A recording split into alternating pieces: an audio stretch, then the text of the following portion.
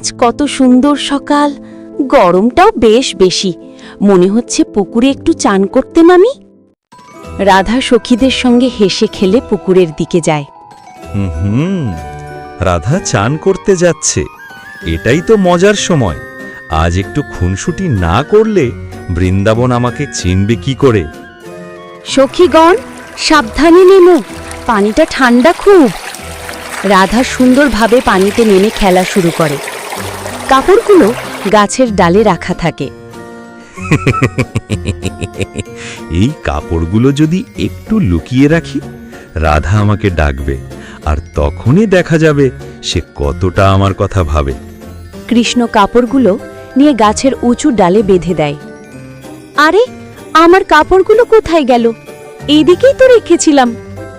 এদিকে দেখো রাধা, তোমার কাপড়গুলো তো আমার কাছে সুরক্ষিত আছে। কৃষ্ণ, তুমি আবার দুষ্টুমি করছো? এইভাবে কাপড় তুলে রাখার মানে কি? দুষ্টুমি? আরে, এটা তো স্নেহ। তোমার সঙ্গে একটু কথা বলতেই তো।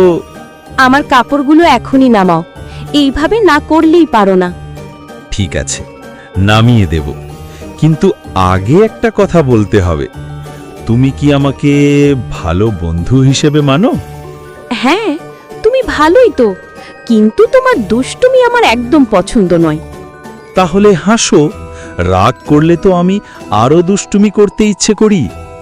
রাগ করলে তোমার তো মজা হয়, কিন্তু আমি লজ্জায় মরি। তুমি রাগ করলে তোমাকে আরো সুন্দর লাগে রাধা। ঠিক আছে, তোমার কথা শুনলাম। এই নাও, কাপড়গুলো নামিয়ে দিলাম, এখন হাসো তো। ধন্যবাদ, কিন্তু প্রতিদিন এত দুষ্টুমি করো না। কখনো কখনো ভদ্র থাকো। ভদ্র? রাধার জন্য আমি ভদ্র হতে পারি, দুষ্টুও হতে পারি। তুমিই বলো কোনটা ভালো।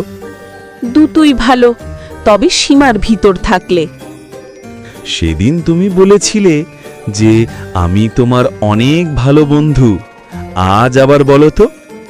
হ্যাঁ কৃষ্ণ, তুমি আমার সেরা বন্ধু, তাই তো তোমার দুষ্টুমিও সহ্য করি। যদি তাই হয়, তাহলে প্রতিদিনই তোমাকে হাসাতে চাই রাধা। তোমার হাসি আমার বাঁশির সুরের মতো। বেশি কথা বাড়িও না, চলো এখন সবাই মিলে বাড়ি ফিরি।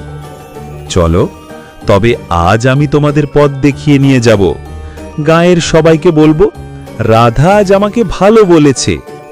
না না, কাউকে কিছু বলবে না, এটা আমাদের মাঝে থাকুক। ঠিক আছে, তবে আমি তো বাঁশিতে বাজাবো আজকের দিনের স্মৃতি ধরে রাখার সুর। রাধা মুচকি হাসে। কৃষ্ণ বাঁশি বাজাতে বাজাতে পাশে হাঁটে। বৃন্দাবনের বাতাসে ছড়িয়ে পড়ে তাদের দুষ্টুমি মাখা প্রেমের গন্ধ। তাদের বন্ধুত্ব চিরন্তন, প্রেম অক্ষয়। জয় রাধে, জয় কৃষ্ণ।